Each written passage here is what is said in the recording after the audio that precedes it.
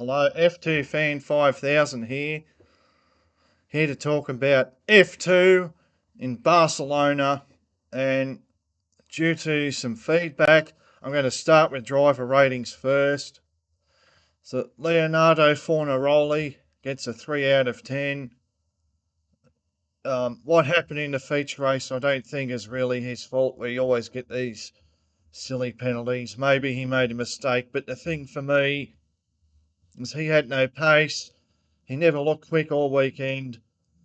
In the sprint race, lost his sprint race pole at the very start. Lack of pace, not an impressive weekend, and of course the qualifying was fairly poor. Roman Stanek gets a 4.5 out of 10, very specific. He had a very good qualifying session, but neither race was able to convert that into points. Very disappointing. But obviously qualified very well, so he gets more points than Fornaroli. Both the Invicta struggled. Maybe Invicta isn't that good around this circuit. They have struggled a bit here last year, so maybe there's something to that. Arvid Lindblad gets a 10 out of 10. That was a fantastic weekend. Youngest driver in the field, 1/4 of a second clear of any other driver in qualifying. Then in the race control, it never looked at threat from Sebastian Montoya or anybody else. The reverse strategy didn't work. He was so far ahead, absolutely dominated and put these other drivers in their place. Pepe Marti gets a 6 out of 10. Sixth place in the feature race is a good result. However, as the pace isn't really there for Pepe Marti. He's more than half a second behind Lindblad in qualifying. Very disappointing. Oliver Goethe, 1 out of 10. Uh, Unmemorable. You hardly ever see him, and if he is, he's running off track or having an excursion or something, very unimpressive. One of the worst Red Bull juniors to ever drive in Formula 2. Sorry to say. His teammate Richard Verschoor gets a 9 out of 10. Richard was fantastic all weekend. Qualifying was fairly good. The sprint race was excellent. He came through the field to lead, to win the race, followed by Alex Dunn, but there was nothing Dunn could have done to overtake Richard in the feature race. He's also had a lot of pace. He's been on the back of Sebastian Montoya. So, Barcelona is a lot easier to overtake than Monaco, but it's still a hard circuit to overtake. So, I think if this was a circuit easier to overtake, for sure, considering the pace that he looked to have, would have finished further ahead. How far ahead, I don't know. But he looked quick, so I'll give him a 9 out of 10. Coming to the high-tech team, Luke Browning gets a 3 out of 10. His qualifying was good. At least he got into the top 10. The high-tech didn't look particularly quick at this circuit. I think that highlights what a good job Paul Aron did last year. He never really had the chance to take on Jack Crawford in the sprint race. In the feature race, had no pace, got caught up in incidents, missed the consistency. The run comes to a close, and Dino Bogdanovic gets a 0 out of 10. Just, I don't even want to talk about it. Always qualifies outside the top 10.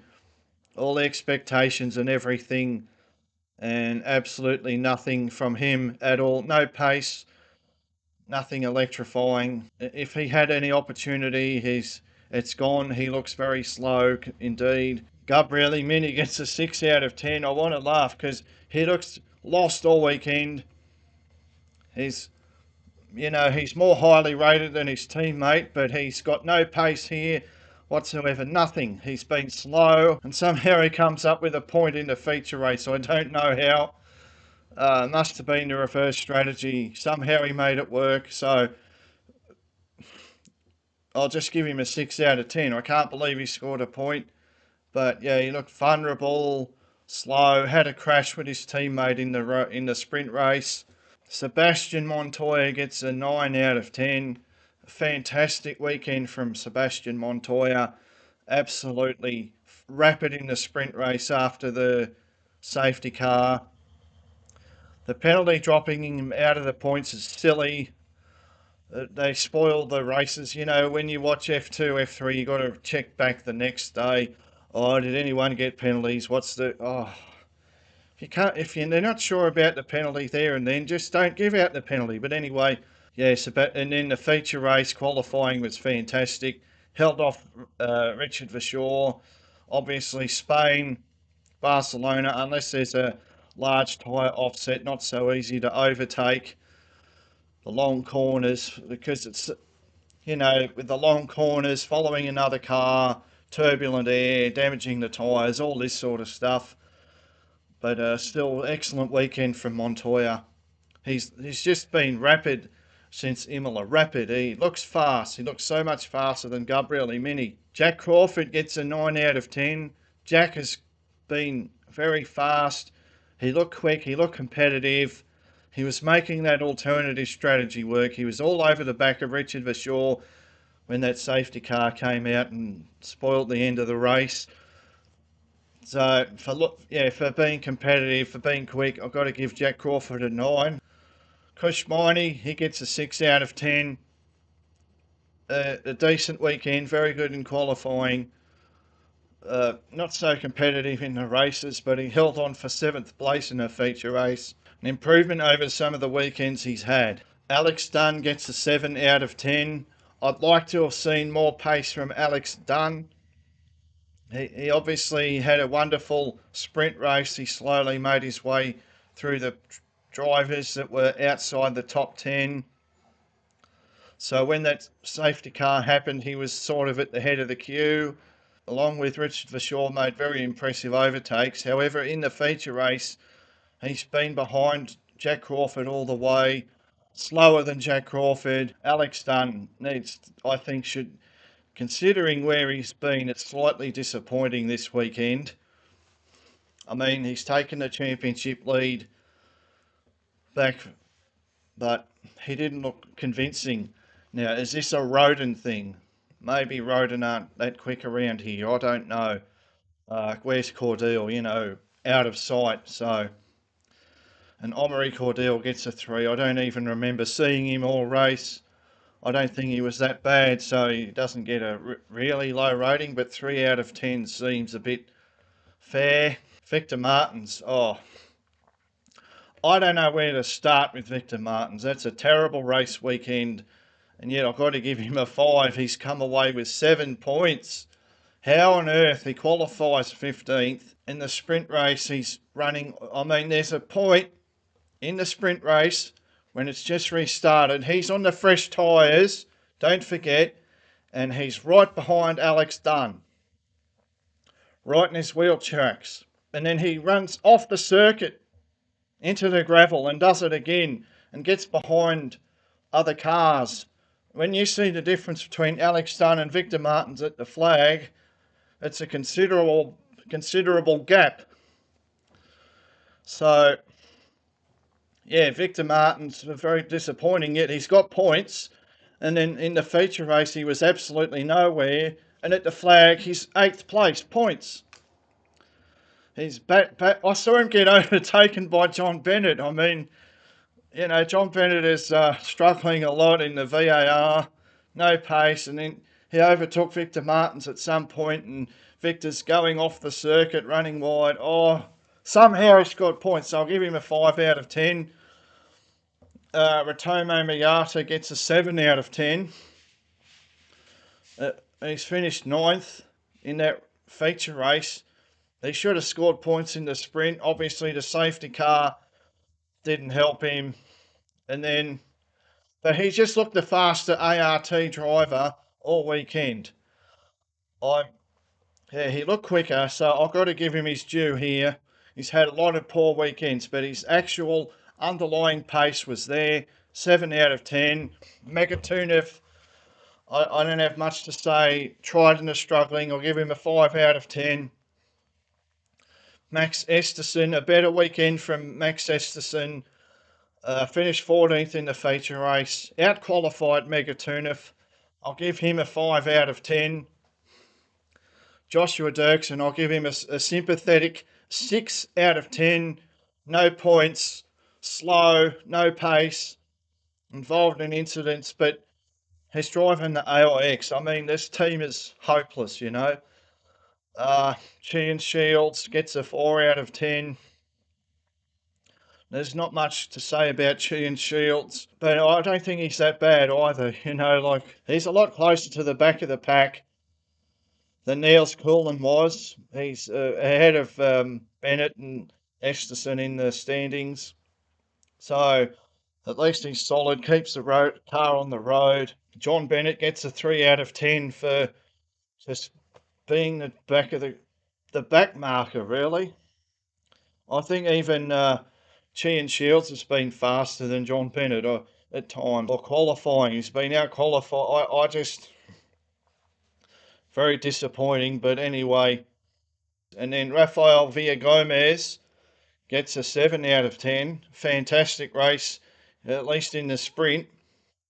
So you remember what I said about Victor Martins? Martins was ahead of Villagomez when the safety car pulled in. Somehow he's finished well behind him. That's crazy. Martins should have been third in the sprint, but Villagomez kept it clean, just used his tyre advantage, got the overtakes done, took a sprint race podium. Fantastic result for Rafael Villagomez. He's not that bad of a driver. He's not a future superstar of the sport, but he's definitely not a disastrous driver. Like, you know, he's definitely a lot better than Mahavir Ranagundrathan. So they're the driver ratings. Analysis part of my video. My race analysis is that these drivers that cannot afford to let Arvid Lindblad do what he's done here again. Otherwise, all of them are going into oblivion. Right? These drivers, like Arvid Lindblad, that have a lot of hype around them, that are more or less certain to make it into Formula One, right? Let's talk about Lindblad for a second. He can park the car at the side of the road, hop out, have a cup of tea, get back in, and he's still going to make it to Formula One. That's most likely going to be in Racing Bulls next year, right? That's certain. Much like Oliver Bearman and Kimi Antonelli were guaranteed a spot in Formula One in 2024, Arvid Lindblad is guaranteed a spot in Formula One in 2026, no matter what. He's the danger man for the other drivers, and he's also a lot younger than the other drivers. He's over 2 years younger than anyone else. So what that means is the other drivers have to beat him. They have to get ahead of Lindblad and show. They have to get ahead of Lindblad and show what they're capable of. They have to do this year what Bortoleto and Isaac Hadjar did last year. You know, June last year, no one said, oh, you know, Gabriel Bortoleto off to Formula One, Hadjar off to Formula One. No, that was not the case at all. They were absolutely out of the contention for a Formula One seat. Yeah. A Sauber seat was going to be Carlos Sainz or whoever. They were talking to different drivers. Alpine, not Alpine, Racing Bulls. They were going to look at Franco Colapinto. They were going to look at Daniel Ricciardo. But Hadjar started winning feature races. Bortoleto started looking very impressive, and then they put themselves in the conversation for an F1 seat. Right, there's a lot of strong drivers that are in their first season in F2 this year. Leonardo Fornaroli, Luke Browning, Dino Bogdanovic, Alex Dunn. These drivers have the opportunity, right? Right, let's get one thing straight. They're all of them are in obscurity now. No Formula One team is looking at them, but if they can beat a driver like Arvid Lindblad, then they could put themselves in the shop window if they continually win, get feature race podiums. People are going to talk. And Alex Dunn has been the best driver so far this year, at least in terms of raw pace. Luke Browning has been probably the most impressive in terms of getting the results. Fornaroli's been the most consistent. If these drivers are more than 3/10 of a second slower than Arvid Lindblad and, and being out qualified by, the likes of Kush Miney and Roman Stanek, then people will forget about them. They have to, I've got to bang the table, they have to improve their qualifying performance. They can't just think, I'll sneak my way into the bottom at the back of the top 10 and I'll get the points. You really got to impress. You've got to get feature race podiums, regular basis, pole positions. If there's a late race safety car, pit, put on the soft tyres, go for it. This is why I'm giving drivers like Browning and Fornaroli the low points. You're just sitting there resting on your laurels. You'll get left behind. And, the thing about Barcelona, Catalonia, this circuit is a track that everyone knows. We know some of those tracks at the beginning of the year, some of the younger, less experienced drivers like Arvid Lindblad are going to struggle because they have less exposure to these circuits. But Catalonia is one that everyone knows. So if he can demolish the field here, people are going to say, oh, well, at a circuit they all know well, Lindblad's much faster than the others. The only reason he struggled at the start is because of the tracks were, he didn't have as much experience as these guys.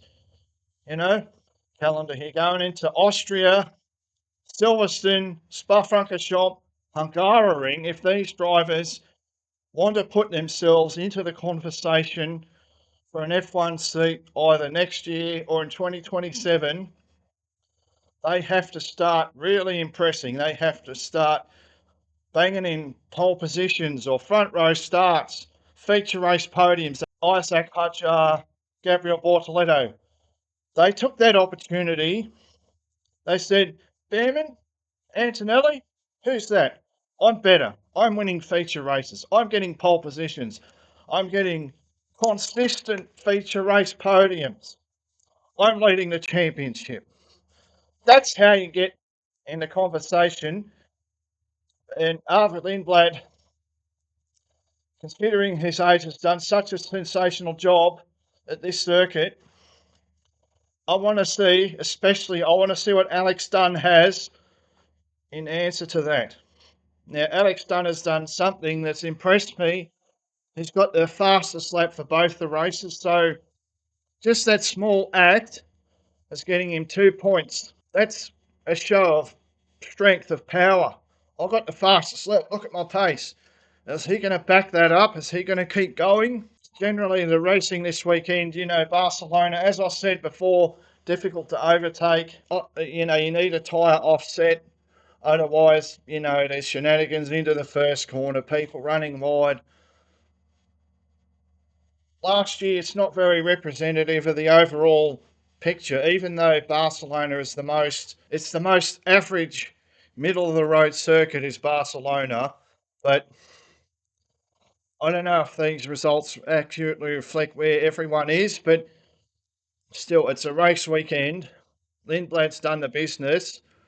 We've seen the rise of drivers we didn't expect, especially Sebastian Montoya. He's come out swinging. He's burying Gabriele Mini. Absolutely a surprise. What's he got? Is he going to keep stepping up his game? Luke Browning, Fornaroli, Mr. Consistency, are they going to start putting in fiery performances? Or are they going to continue to just sneak into the back of the top 10 in qualifying and then hope for points Just bag the points, bag the points. You've got to do more than that. You have to. You have to impress.